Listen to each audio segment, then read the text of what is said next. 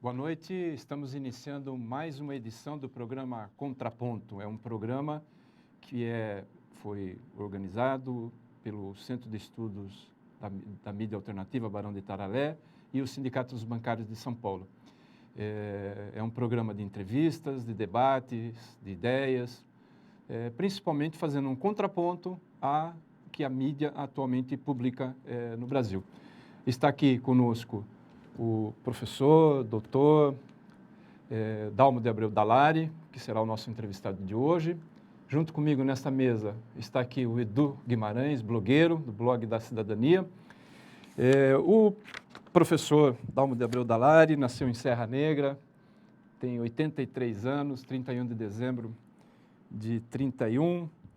Entre suas principais obras destaca-se o Elementos da Teoria Geral do Estado, ou seja, a discussão do futuro, né, do Estado, o Estado para o futuro, e trata do conceito de Estado mundial, do mundo sem Estados, dos chamados superestados e dos múltiplos estados do bem-estar. Em 1996, tornou-se professor catedrático da Unesco para a Paz, Direitos Humanos e Democracia e Transparência, criada na Universidade de São Paulo. Bem, para nós começarmos aqui o nosso programa, eu queria que o senhor contasse para a gente. O senhor nasceu lá em Serra Negra, cidadezinha lá pequenininha na época, e depois veio para São Paulo, né? Como é que foi essa vinda sua para São Paulo e como é que o senhor se tornou, né, hoje um jurista e um professor? Bom, eu vou rapidamente dizer alguma coisa que eu acho que é bom que isso seja conhecido até para estimular aqueles que acham que têm muita dificuldade, muita barreira a transpor. Eu nasci em 1931 em Serra Negra, uma pequena cidade com um grande número de imigrantes italianos. Eu sou neto de imigrantes italianos, meu avô nono italiano era sapateiro, meu pai também foi sapateiro, e eu fiz o grupo escolar em Serra Negra. Fiz o grupo escolar, mas com uma característica interessante é que minha mãe gostava muito de ler e tinha bons livros. E eu, ainda menino, ainda no grupo escolar, eu já li Camões e fiquei entusiasmado com a literatura, isso tudo, e querendo conhecer mais. Isso talvez seja uma característica pessoal, esse gosto pelo estudo, pelos conhecimentos. E depois, já com 14 anos de idade, e também por influência de minha mãe, mas meu pai concordou também, porque para meu pai era um grande sacrifício ficar longe de seus pais, dos seus amigos de infância, dos italianos de Serra Negra, mas nos mudamos para São Paulo. E em São Paulo, então, eu consegui um emprego de office boy. Fui office boy da indústria farmacêutica e, ao mesmo tempo, procurei um caminho para avançar em termos de estudo. Eu tenho um irmão que é um ano mais velho, que também vivia a mesma situação. Nós descobrimos que havia o curso de madureza. O curso de madureza era isto: no sistema antigo havia o curso primário, depois o curso ginasial, que durava 4 anos, e depois o colegial. Pois bem, o madureza era isto: era quem tivesse o grupo escolar, como eu tinha o diploma do grupo, poderia estudar as matérias dos 4 anos de ginásio e se submeter a um exame num ginásio estadual de São Paulo. E então eu e meu irmão fizemos isso, nós estudamos muito, porque era a matéria dos 4 anos do ginásio. E nós estudamos intensamente e é também uma época curiosa, porque o laboratório onde eu fui trabalhar, de office boy, e depois eu progredi, fiquei faturista, auxiliar de faturamento, depois eu progredi, fiquei propagandista de produtos farmacêuticos, mas toda manhã eu tomava o bonde na Vila Mariana e levava praticamente 1 hora para chegar em Santo Amaro. E naquele tempo, o bonde que fazia isto era um bonde fechado, vermelho, que tinha o apelido de camarão. Então, eu viajava todos os dias, 1 hora para ir, outra para voltar, sempre lendo, estudante, mas isso me ajudou, então, a fazer o exame de madureza e ser bem-sucedido. Eu fui aprovado no exame de madureza. E com isso, eu que já tinha o diploma do curso primário, ganhei o diploma do curso ginasial e o direito de uma vaga no colégio estadual. E fui aluno, então, também sempre do curso noturno, porque trabalhava durante o dia, do Colégio Estadual Presidente Roosevelt. E aí, em convivência com amigos, colegas, que também tinham origem mais simples, mais humilde, e um estimulando o outro, e eu acabei, então, fazendo o exame vestibular para a Faculdade de Direito do Largo de São Francisco, a tradicional Faculdade de Direito da USP, e consegui ser aprovado no primeiro exame vestibular. E também, na Faculdade de Direito, fui aluno do curso noturno, porque continuava trabalhando. Então, com isto, eu saí lá da pequenina Serra Negra, do grupo escolar de Serra Negra, grupo escolar Lourenço Franco de Oliveira, e acabei aluno do Largo de São Francisco e me dediquei aos estudos e acabei fazendo concurso para livre docência e fiquei professor do Largo de São Francisco. E alguns anos depois eu me tornei, então, o sucessor do catedrático. O catedrático se aposentou, eu era livre docente de Teoria Geral do Estado, fiz o concurso, fui aprovado e me tornei, então, o professor que já não se chamava mais catedrático, era o professor titular. E eu fiquei professor titular do Largo de São Francisco. Mas, paralelamente a isso, eu também tive interesse em estudar línguas, estudei inglês, estudei francês, estudei italiano e consigo, então, falar, além do português, falar o inglês, francês, espanhol e italiano. São 5 línguas. Isso ajuda a abrir caminho. E eu, então, fui para a França, fiz um pequeno curso e depois estabeleci, já professor do Largo de São Francisco, estabeleci bom relacionamento com juristas franceses e acabei professor da Universidade de Paris.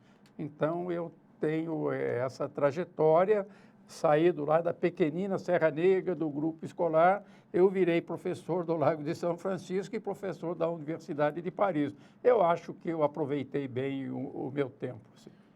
Doutor Dalmo, agora é a minha vez de cumprimentá-lo, agradecer pela sua reiterada disposição para esclarecer a sociedade e, como o senhor me disse uma última vez que nós conversamos por telefone na entrevista, estar junto daqueles que se preocupam com o momento que vive o país, que é um momento que nós conversamos agora no caminho, um momento preocupante. E eu gostaria já de começar a conversa com o senhor abordando uma questão que os meus leitores têm reiteradamente pedido para que fosse esclarecido a eles, porque o clima que nós estamos vivendo hoje no Brasil, o tom da imprensa que tem sido dado a essas pretensões que na entrevista que o senhor me deu há algumas semanas, o senhor qualificou de fantasia política, que seria a derrubada da presidente da República, via processo de impeachment. Porém, um outro leitor hoje, ele me perguntava o seguinte, olha, Eduardo, se não for provado nada contra Dilma, se não aparecer nada, como é que vão derrubar? Eu respondi da forma que eu poderia e eu faço essa pergunta ao senhor. Eu respondi que, neste momento, o direito parece que não está sendo seguido como ele deve ser, porque nós temos já nos últimos anos aí processos como da Ação Penal 470, o mensalão, todos esses ritos, essa coisa do juiz Sérgio Moro de prender primeiro e investigar depois. Hoje me sai uma notícia de que ele condenou, por exemplo, o tesoureiro do PT, entre outros, a muitos anos de cadeia, e eu disse que eu não tinha surpresa nenhuma diante disso, porque o juiz Moro investigou, denunciou, julgou e condenou. Então, ele fez o processo inteiro. Então, a pergunta que está na cabeça de todo mundo hoje é a seguinte: qual a possibilidade de esse processo de impeachment, ou, como eu prefiro, de golpe, se materializar? Não, eu realmente estou muito tranquilo em relação a isso. E eu tenho uma longuíssima experiência. Vivi antes de 64, percebi o que é que levou a 64, a instauração do golpe de 64. E há um aspecto que eu acho extremamente importante e que, em grande parte, vai dar o elemento básico para responder à indagação e à preocupação do seu leitor.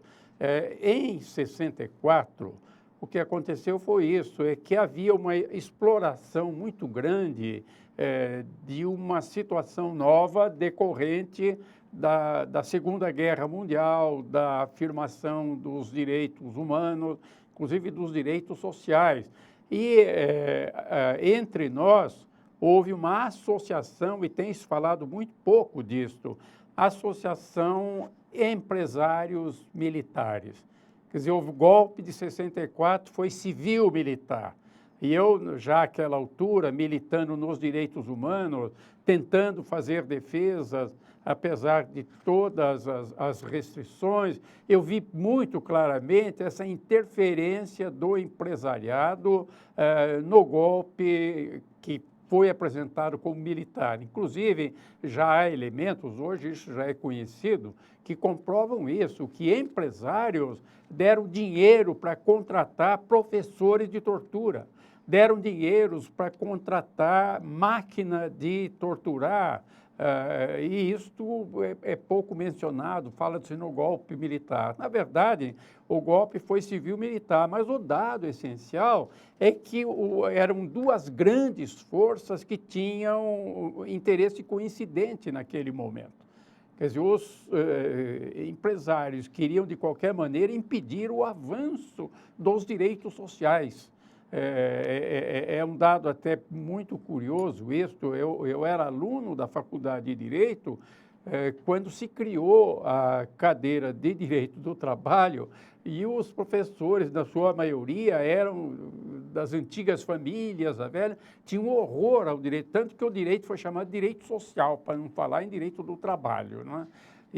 Mas aí a história continuou. E quando se chegou a 64, já havia sindicatos organizados, havia muita conscientização dos direitos sociais, e então as elites ricas e a Igreja Católica mais reacionária ficaram com medo desses avanços e inventaram a tese do perigo comunista. Não havia perigo coisa nenhuma.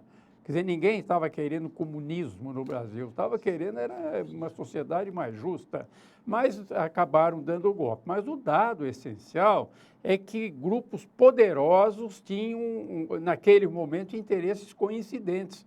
E se nós fizermos o exame dos grupos que existem hoje no Brasil, grupos políticos, não há essa coincidência, não há grupos fortes, organizados, porque mesmo entre o empresariado há divergências, mas também há divergência entre os grupos empresariais e os outros grupos que querem atuar no plano social. Então, se verificar o conjunto dos fatores que tem algum peso político no Brasil hoje, nós vamos ver que há uma multiplicidade de pequenos grupos, de pequenas forças. Esse é um ponto muito importante, porque se pensar nisso, um golpe, um impeachment, derruba a presidente Dilma, quem é que assume? Quer dizer, na verdade, não há um grande líder. E não há um grande partido, não há uma grande força política. Vejam até um ponto que é muito curioso, para que se chame a atenção. O vice-presidente Michel Temer é PMDB. E o PSDB, como é que fica se der o golpe? Eu preciso fazer um rápido intervalo e aí o senhor segura essa análise para a gente voltar nesse ponto, né? Como é que fica, né, o PSDB nessa questão. Então, Edu também, vamos para o intervalo.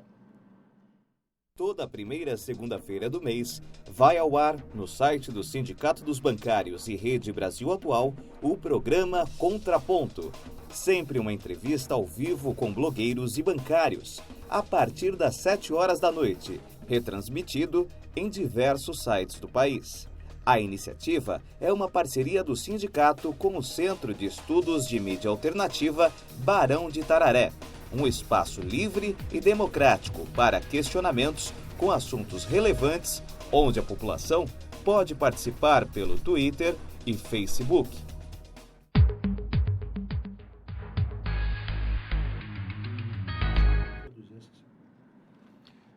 Estamos de volta com a nova edição do Contraponto. Está aqui comigo o blogueiro Eduardo Guimarães e o ilustre professor Dalmo de Abreu Dalari. Eu sou Paulo Salvador, da Rede Brasil Atual e TVT, e queria voltar à pergunta, né, a continuidade da resposta, já direto... Paulo, só vamos pedir para o doutor Dalmo continuar daí, que estava muito boa a linha de raciocínio, estava chegando exatamente, eu acho que na curiosidade das pessoas, mas o que a gente se preocupa é o que dizem, que o impeachment, por exemplo, o processo de impeachment no Congresso é um processo político que dispensa provas, tal, então daí se derrubaria presidente, porque eles não precisam de prova nenhuma, derrubam e acabou. Eu gostaria de saber se é assim que o senhor vê esse processo e que desdobramentos teria se o Congresso tomasse uma atitude como essa. Não, é interessante esse aspecto, sim, considerar, porque, em primeiro lugar, conforme eu já vinha dizendo, há uma tremenda diversidade de grupos e cada um querendo o seu interesse, e nenhum orientado pelo interesse comum. Então, se houver o golpe, se houver o impeachment, o que é que acontece? Um dado que é essencial... Eu tenho aqui a Constituição, que para mim é uma Bíblia, não é? A Constituição estabelece que a última instância será o Supremo Tribunal Federal. Quer dizer, não importa se a Câmara admita, vamos fazer o processo, se o Senado decide, vamos decretar o impeachment. Tudo isso fica sujeito à decisão em última instância do Supremo Tribunal Federal. E o Supremo Tribunal Federal, eu estou acompanhando muito de perto, eu sou da área jurídica e tenho interesse, na sua maioria se orienta efetivamente pela Constituição. E vejam, está aqui, que é muito importante, aliás, é uma coisa que eu tenho feito, eu circulo muito pelo Brasil, a convite de estudantes, de professores, advogados, promotores, recomendando que as pessoas tenham em casa um exemplar da Constituição. Isso é muito bom, é importante. A Constituição diz, no artigo 85, são crimes de responsabilidade e o impeachment tomaria por base a acusação de um crime de responsabilidade. Os atos do presidente da República que atentem contra a Constituição. Atos do presidente, são dois pontos importantes. Primeiro, que sejam atos do presidente, e tem gente falando em atos da Petrobras, das subsidiárias, dos ministros e não sei quem, não são atos do presidente. E o segundo aspecto, que é muito importante, esses dias mesmo circulou aí um parecer aparentemente jurídico, mas sustentando que as omissões, porque ela deixou de punir alguém. Ora, a Constituição é claríssima, exige atos do presidente. A omissão é um não ato. Então, se o ato não existe o fundamento. E, além do mais adiante, isso está no artigo 85. E o artigo 86, no seu parágrafo 4º, diz isso. O presidente da República, na vigência do seu mandato, não pode ser responsabilizado por atos estranhos ao exercício de suas funções. Então, isso tem outros desdobramentos, assim, por exemplo, se disser, não, mas foi quando ela exercia o primeiro mandato, isso não se aplica mais, porque são atos, primeiro que exige o ato, a omissão não serve. Segundo, o ato, enquanto ele está no exercício do mandato. Se foi do primeiro mandato, acabou, é outro presidente. O Supremo barraria esse processo? Eu processo? tenho absoluta convicção. pelo que já tem sido dito pelos ministros do Supremo, pelas posições que ele tem tomado, eu sinto que a maioria se orienta efetivamente pela Constituição. Existem, sim, ministros que desprezam a Constituição, que não levam a sério, mas ainda agora, nesta decisão, a respeito do financiamento por empresas, ficou evidente, a maioria se orientou pela Constituição. E eu, por isso, eu estou tranquilo. Eu acho que, na verdade, esta aparência de risco de impeachment é uma grande fantasia, porque, na verdade, não tem consistência jurídica. E a grande imprensa explora isso, faz disso um escândalo, e em grande parte porque nós já estamos em campanha eleitoral. Isso já é preparando a sucessão da presidente Dilma. A campanha já começou e a grande imprensa está totalmente envolvida nessa campanha. E explora, inclusive, fraquezas. E aí eu diria isso, explora inclusive a vaidade de alguns que querem aparecer, alguns até do judiciário, que não resistem à manchete. Então, falam demais, e esses dias ainda os jornais noticiaram isso, até ministros de Supremo Tribunal falando grosserias, coisas primárias, e isso tudo não tem consistência. E por isso o meu ponto fundamental, não existe um grande líder político, não existe uma grande corrente política com propostas claras dentro da Constituição para defender efetivamente os interesses do povo. Não existe este grupo entre nós. Então, a quem se entregaria o poder? Salve-se quem puder. E o que nós estamos verificando é isso, é que os grupelhos que comandam os diferentes partidos, que quase todos os dias aparecem na imprensa falando de impeachment, cada um quer puxar para o seu interesse.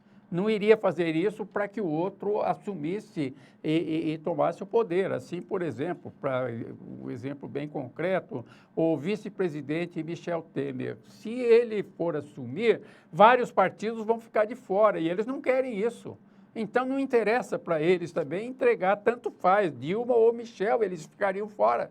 Por isso é que eu acho que não há o risco de impeachment. Mas também no Supremo não teve o episódio da ação penal 470, onde se discutiu sob a ideia do domínio do fato, quer dizer, não é esse mesmo Supremo, não tem essa mesma situação, não tem esse mesmo risco?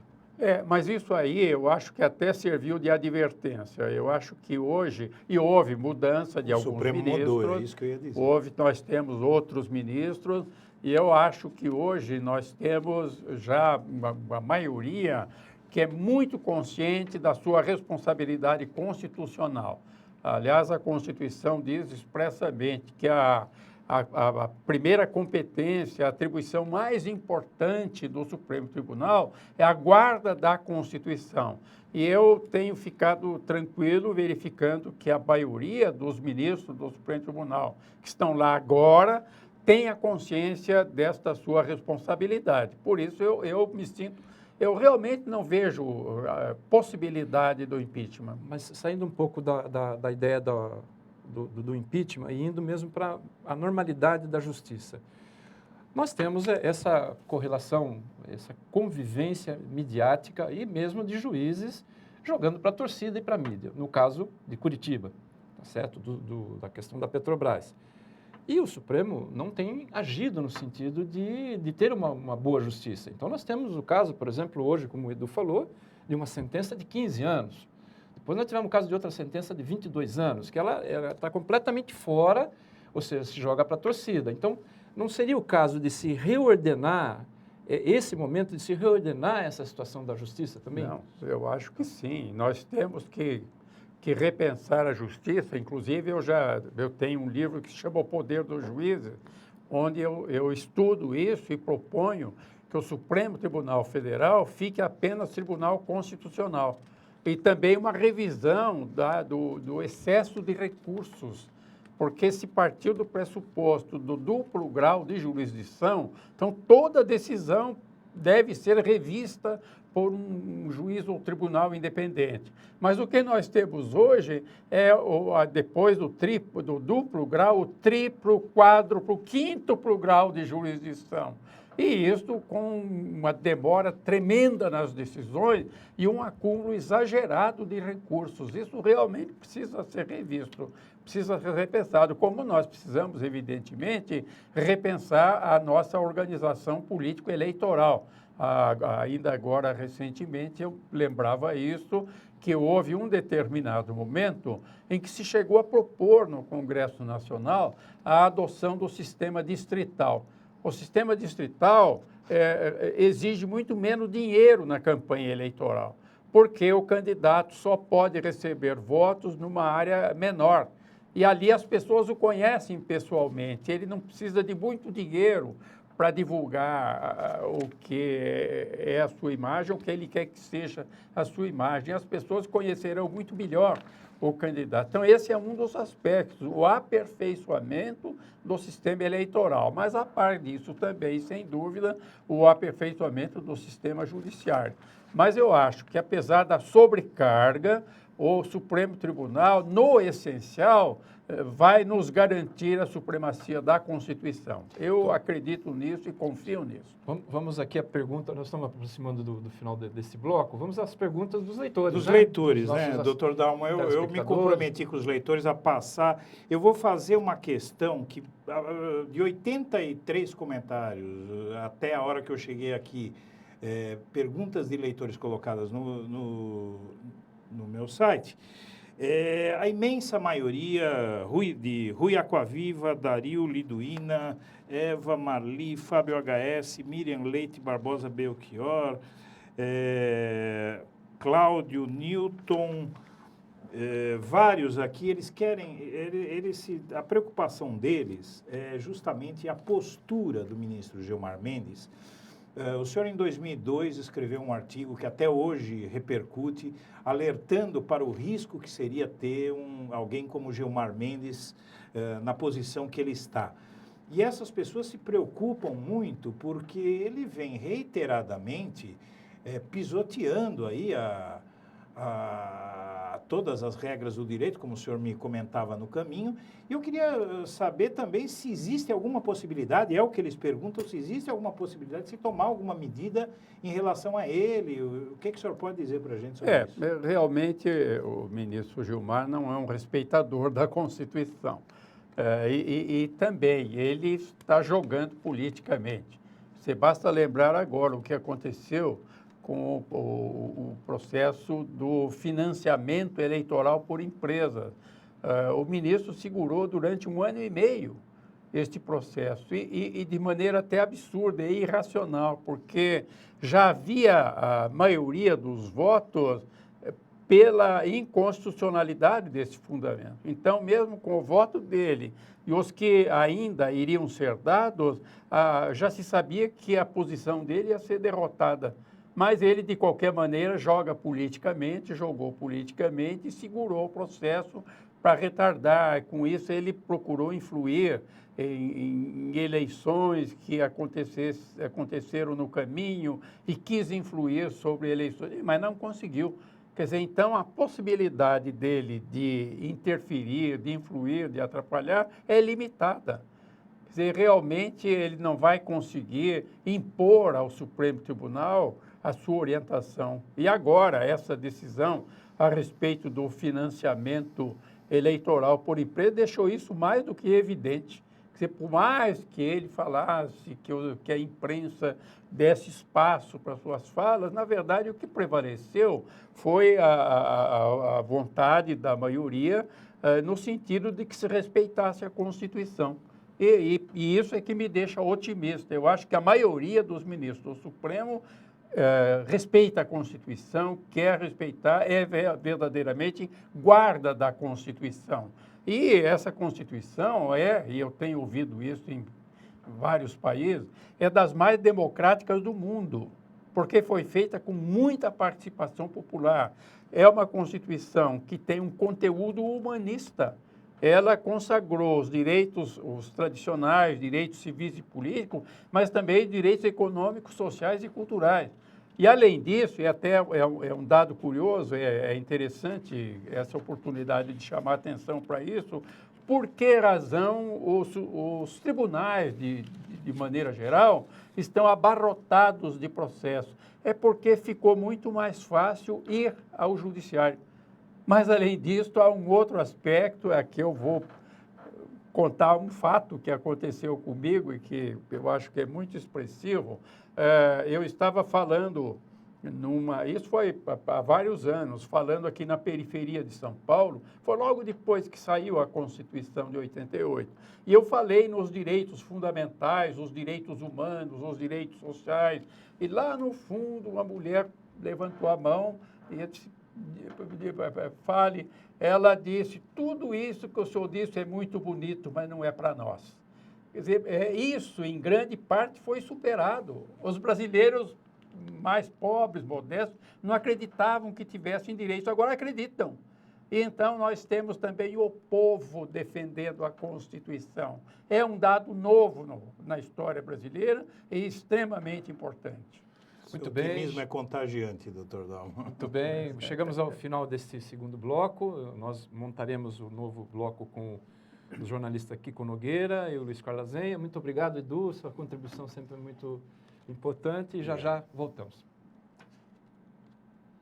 Promover uma comunicação livre com os bancários e com a sociedade sempre esteve nos princípios cidadãos do sindicato. E o programa de Web TV Contraponto, parceria entre blogueiros, o Centro de Estudo da Mídia Barão de Itararé e o sindicato, só vem reforçar essa estratégia de fortalecimento da democracia. O sindicato é vanguarda na comunicação sindical. Disponibiliza aos trabalhadores diversos veículos de comunicação, como a Folha Bancária, o site da entidade, que por meio da publicação de notícias em tempo real é utilizado como fonte de informação não só para os bancários, mas também para toda a classe trabalhadora. O sindicato promove também comunicação em rede, por meio do Twitter, YouTube e Facebook. Dentre os canais de comunicação, o sindicato mantém a TVB, TV Web dos Bancários, por meio da qual investiu em estúdio próprio, onde é produzido e gerado o Contraponto. O programa é transmitido ao vivo pelo site Rede Brasil Atual e blogs parceiros. O nome do programa, Contraponto, já diz tudo quanto à sua proposta. Pretende se contrapor aos programas de entrevistas da grande mídia, sobretudo da televisão. Receberá toda a primeira segundas-feiras de cada mês um convidado a ser entrevistado por blogueiros que promovem uma comunicação alternativa, como Luiz Carlos Azenha, do Viu Mundo, Altamiro Borges, do Barão de Itararé, Eduardo Guimarães, do blog da Cidadania, Paulo Henrique Amorim, do Conversa Afiada. Assista, participe enviando comentários e perguntas e compartilhe pelo Facebook.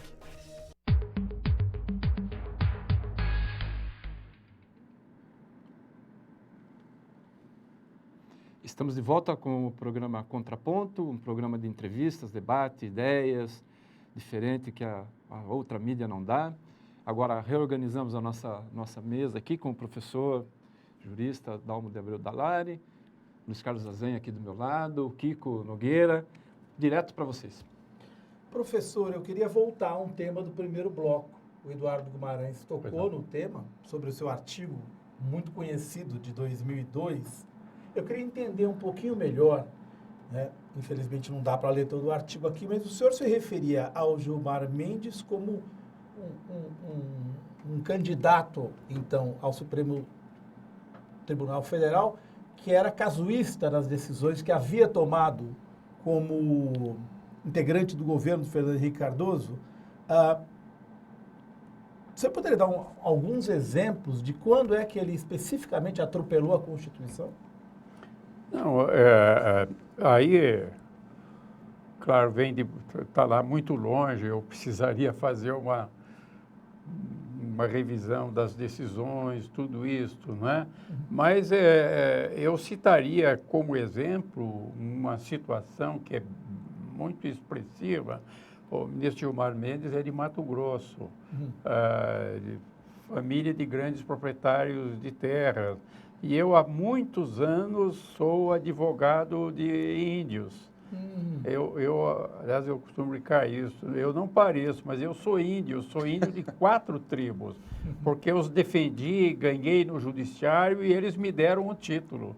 E o meu primeiro enfrentamento com o Gilmar Mendes foi exatamente na questão indígena, em que ele defendia os invasores de terras indígenas, né? E eu defendi os índios, os direitos constitucionais dos índios. E então lá ficou muito evidente que a posição dele não era determinada pela Constituição, pelo direito, pela justiça, mas pelas conveniências. Então, isso realmente não era a atitude de um jurista, né? Então, por isso, e aí depois se somaram outros elementos, houve uma acusação a ele, que não fui eu que fiz, foi uma grande revista da época, não é? Que ele depois ficou advogado-geral da União, mas ao mesmo tempo era empresário da educação, proprietário de escola, e matriculou os seus auxiliares na sua escola, mesmo que não frequentassem, né? E por isso é que a revista publicou com esse título dos 2 lados do balcão, né? Mas, para mim, o dado essencial é esse, que ele já não se orientava pelo direito, pela Constituição, pela justiça, né? Vou passar para o Kiko, né, do Diário do Centro do Mundo, mas eu quero dizer, nós somos bancários, né, e nós sabemos a dificuldade que é para você conseguir um empréstimo bancário. Ele alegou que conseguiu 8 milhões para cumprir uma sentença da escola de advocacia com muita facilidade no banco. Eu fiquei me perguntando aos jornalistas, na época, o jornalista... Qual o milagre? Né, como é que tinha se conseguido, o jornalista que perguntou. Então, está relembrando. Kiko. Assim. Professor, eu queria que o senhor falasse um pouco sobre outro personagem bastante conhecido agora no Brasil, que é o juiz Sérgio Moro. O Moro tem uma postura de promotor, mais do que de juiz. Como o senhor analisa o papel Não, eu acho dele? que o juiz Moro realmente tem exagerado. Ele tem agido como se fosse o delegado de polícia, o Ministério Público e até o juiz, não é? A minha avaliação é que houve um certo deslumbramento. Quer dizer, a imprensa deu muita ênfase, deu muito espaço, foi assim uma glorificação, e ele é um ser humano. Aliás, isso é que eu tenho dito, não se perca de vista que os juízes são seres humanos. Por isso, entre outras coisas, por exemplo, mas é um exemplo que complementa essa resposta, eu sempre fui contra a transmissão ao vivo das decisões do Supremo Tribunal. Eu acho um absurdo, porque o juiz que sabe que está sendo visto por milhões, ele certamente vai ser influenciado por isso. É um ator. Pois é, ele, por mais que queira se ater ao direito, à justiça, ele é um ser humano, ele tem a vaidade, mas ele também não quer sofrer agressões, ele tem medo de estar contrariando a maioria, isso tudo pesa. Eu acho que no caso do juiz Moro isso pesou. Um certo deslumbramento pelo enorme espaço que lhe foi dado pela imprensa. Professor, a Operação Lava Jato, o que o senhor pensa dessa operação que revela informações sobre as quais a gente já sabia, né, que as empreiteiras tinham um papel muito importante nos bastidores da política brasileira? O que o senhor acha da operação como um todo? Não, a apuração de ilegalidades sempre é boa. Quer dizer, apenas a exploração do fato eu até diria, de certo modo, até desonesta, porque dá a impressão de que começou isso agora no Brasil, não é? E, no entanto, as empreiteiras, grandes empresas sempre usaram caminhos subterrâneos para obter proveito. Então, o dado negativo é apresentar isso como um fato novo na história brasileira, quando não é, realmente não é. E também, sem dúvida, a par disso, a exploração publicitária que se fez do assunto e um direcionamento. Não há a mínima dúvida de que há, na grande imprensa, uma verdadeira obsessão anti-Lula e anti-PT. E aí, acho importante deixar muito claro, eu nunca fui filiado ao PT, não sou, e até isto, quando eu fiz, quando eu optei por ser professor, eu imediatamente também decidi que jamais me envolveria com partidos políticos. Em termos de história, o único partido a que eu pertenci foi um partido que existiu antes de 64, chamado Partido Libertador, que tinha nascido no Rio Grande do Sul. Por que eu me filiei àquele partido? Porque eu era estudante, interessado na teoria do Estado, no direito constitucional, e a principal proposta do partido era o parlamentarismo. E eu me empolguei com a ideia do parlamentarismo e me filiei ao partido. Aí depois a ditadura extinguiu aquele e outros partidos, eu nunca mais me filiei a nenhum partido, não sou filiado a nenhum partido, mas evidentemente a imprensa, a grande imprensa, tem um antipetismo e um antilulismo obsessivo, né? Exagerado. E isso é pena, porque distorce o noticiário. E grande parte do noticiário é fantasioso. Então, a gente lê, eu leio o jornal todo dia, mas leio com muita reserva, porque qualquer pessoa que pegar um grande jornal vai verificar isso, quantas vezes aparece, supõe-se que teria feito, haveria não sei o quê, ganharia tudo um condicional, mas não se afirma porque ele não quer assumir a responsabilidade, né? Mas insinuam. Então, ele teria sido beneficiado, poderia ser, supõe-se que. Isso não é fato, isso não é notícia, isso é uma distorção e, infelizmente, é da linguagem da nossa grande imprensa diária, né? Kiko. Professor, o senhor falou do Gilmar Mendes. A impressão que se tem no Brasil é de que ele pode tudo. Fala o que quiser, não responde por nada. O Nassif o está processando, mas provavelmente deve perder. O Brasil tem esse problema? Um juiz do STF pode tudo? Não pode tudo. O que eu acho é que os demais não acham que valha a pena iniciar uma ação contra Gilmar Mendes. Deixa que ele fale, a imprensa fala, não tem consequência prática. Veja agora, nesta decisão a respeito do financiamento da empresa, ele falou o que quis falar, a imprensa noticiou, mas a decisão do Supremo foi contra a posição dele. Então, isso é que importa, né? Então, ele pode fazer todo o seu circo, mas sem resultado prático. Então, eu acho que realmente isso está pesando, que os outros acham que não vale a pena tomar uma iniciativa, formalizar uma acusação, porque realmente ele está neutralizado pelo conjunto das circunstâncias, né? Conjunto dos fatores, pela maioria dos ministros do Supremo. Anteriormente, nós tivemos lá o domínio do fato. E agora, os processos e a sentença baseada na delação premiada. Eu gostaria que o senhor comentasse esse aspecto da delação premiada. Eu tenho seríssimas restrições à delação premiada. Indo lá, a origem da delação premiada é italiana. A Itália criou o que chamaram lá a figura do pentito, arrependido, para negociar com a máfia. Então, o mafioso que se arrependesse de ser mafioso denunciava os colegas. E é isso que está acontecendo com a delação premiada. Antes de mandar, é de uma imoralidade absoluta. Ele está traindo os companheiros, traindo os colegas para ganhar algum benefício. Mas, além disso, não se perca de vista que o delator é um criminoso, é um delinquente. Ele está sendo endeusado pela imprensa porque ele faz denúncia, faz acusações, mas esquecem disso, ele é criminoso. E é criminoso, confesso. E além do mais, está agredindo a ética, traindo amigos, traindo companheiros para ter benefício pessoal. Então, a delação premiada, para mim, tem valor muito baixo. É imoral, essencialmente imoral. E duvidosa do ponto de vista jurídico, porque muitas dessas afirmações são mentirosas.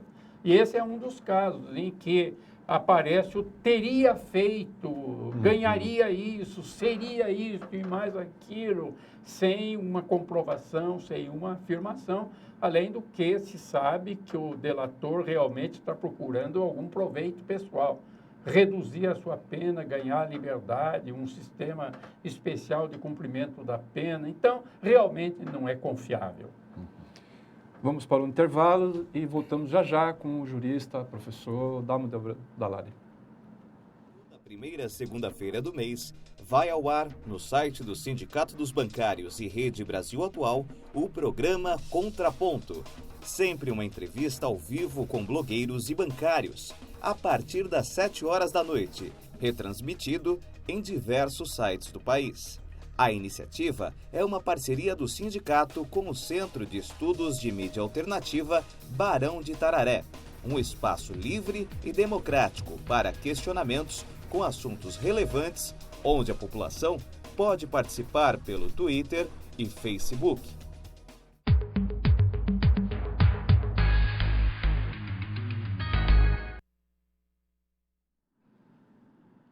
Estamos de volta com o quarto bloco do programa Contraponto, que é um programa feito pelo Centro de Estudos da Mídia Alternativa Barão de Itararé e o Sindicato dos Bancários de São Paulo. Sou Paulo Salvador, da Rede Brasil Atual, TVT. Está aqui conosco o jurista e professor Dalmo de Abreu Dalari e os jornalistas, né? O Luiz Carlos Azenha, do Viu Mundo, o Kiko Nogueira, Diário do Centro do Mundo. O tema democracia, né, justiça, já passamos pelo impeachment, já passamos agora pela situação das diversas situações. Eu gostaria de retomar nessa reta final aí com você, Azenha. Professora, eu como jornalista, né, já tirei proveito disso ao longo da minha carreira. Eu queria que o senhor me dissesse o que o senhor acha.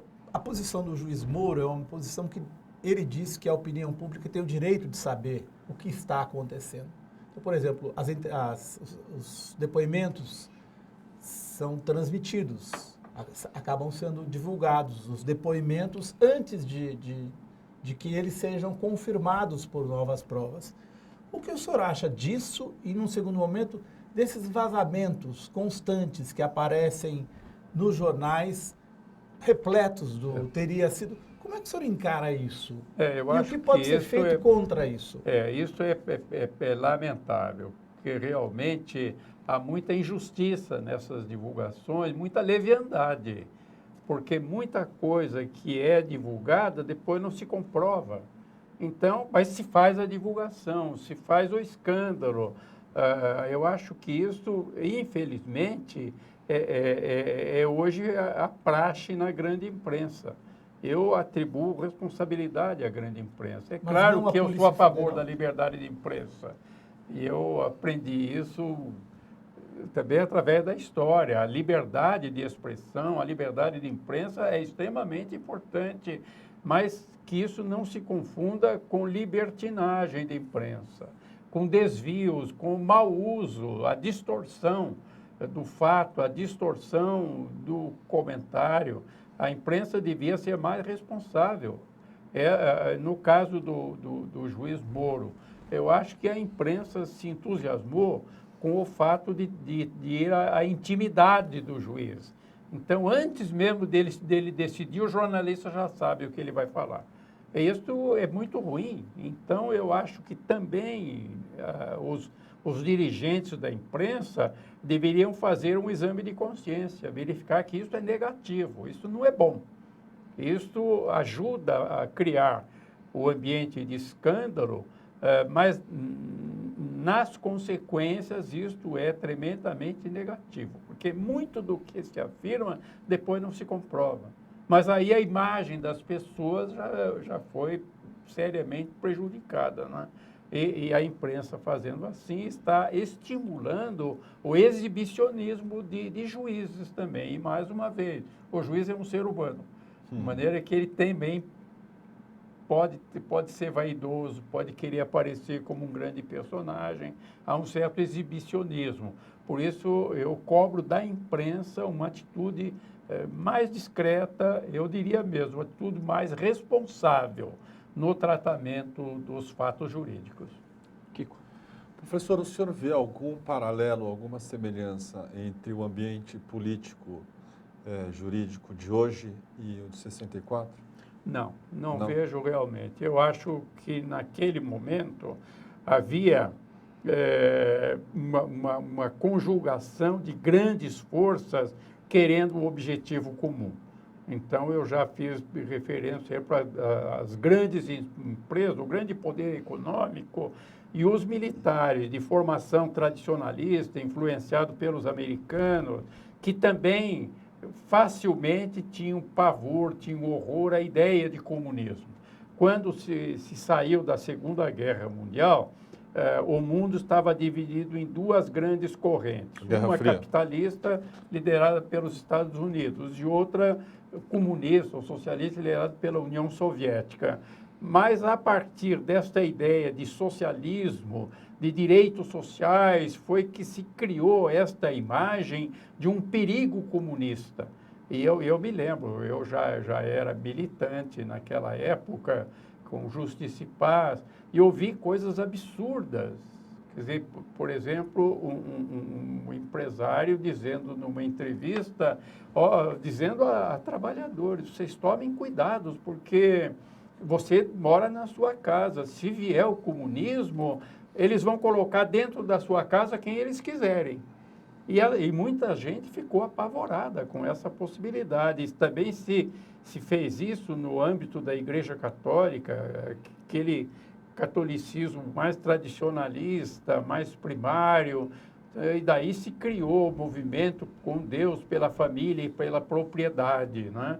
Porque tinha que combater o perigo comunista. Agora, hoje, não há nenhuma tese que congregue essas forças. Hoje, a divisão de interesses, a divisão de visões é tão diferente que não há esse fator unificador.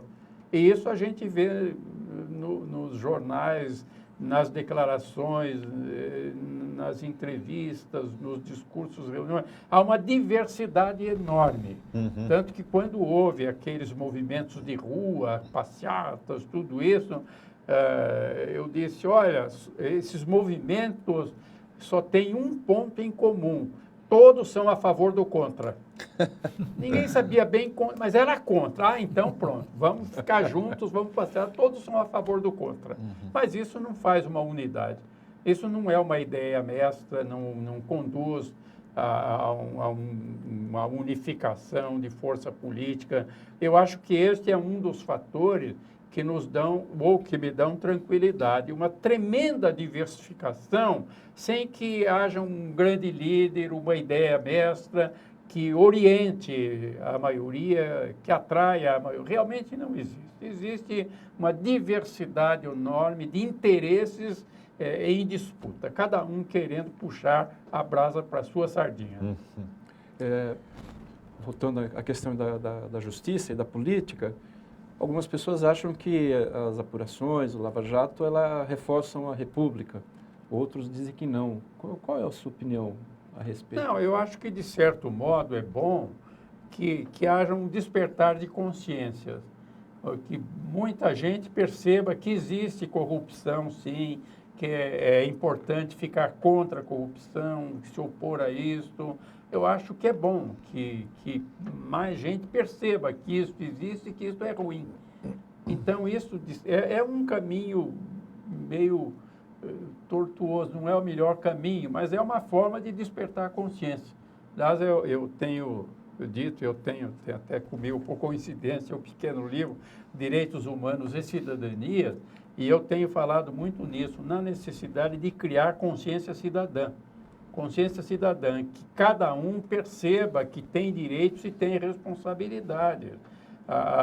Ainda agora, bem recentemente, numa das falas, eu chamava a atenção para o fato de que se falou no político ficha suja, mas infelizmente nós temos o eleitor ficha suja, o eleitor que vende o seu voto, que troca o seu voto por favores pessoais.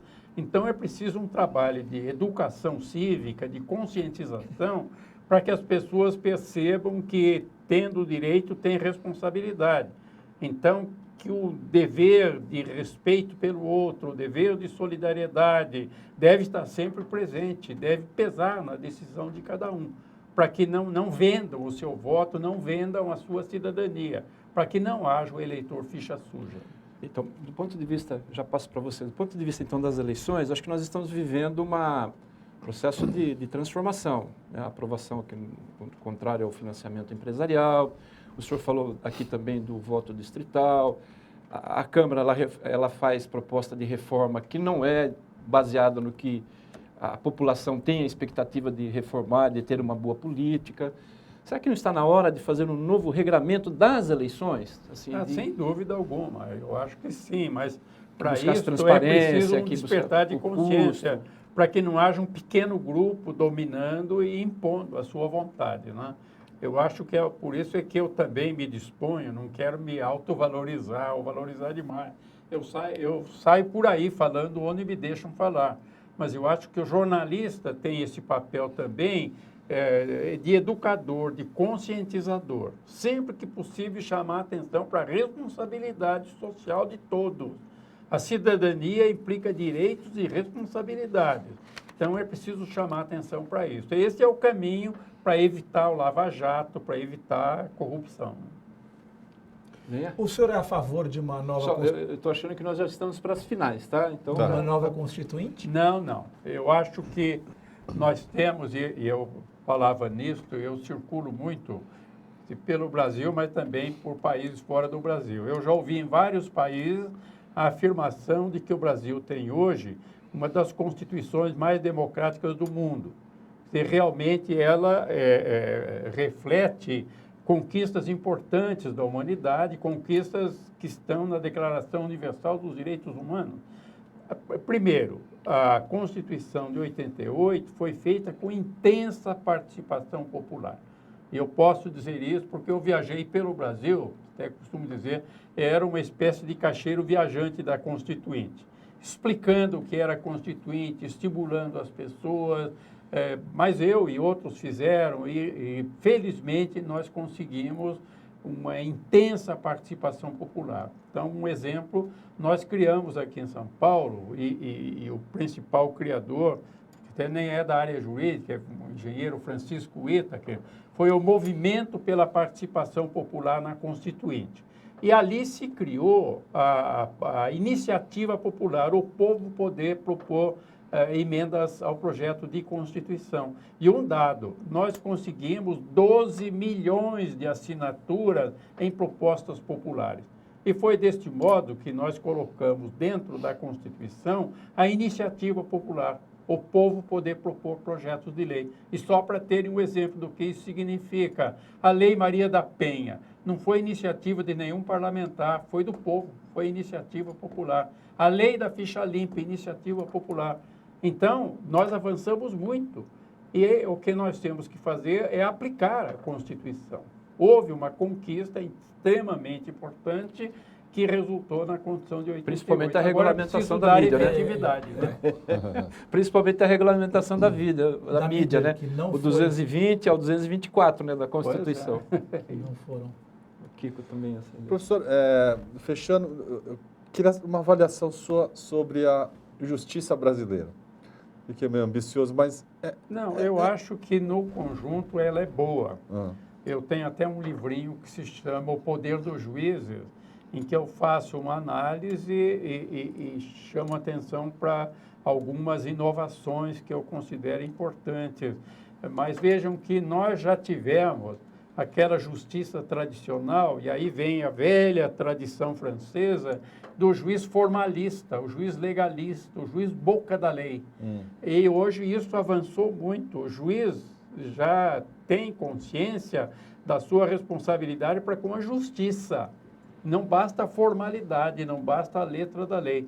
E por isso nós temos visto já iniciativas muito importantes do judiciário, aperfeiçoamentos importantes, por exemplo, aqui no estado de São Paulo, já se implantou, nós temos felizmente uma figura notável na presidência do Tribunal de Justiça, implantando, por exemplo, as audiências prévias antes de mandar alguém para a prisão provisoriamente. Vamos ouvir na presença de um juiz, para ver se existe realmente algum fundamento, alguma justificativa.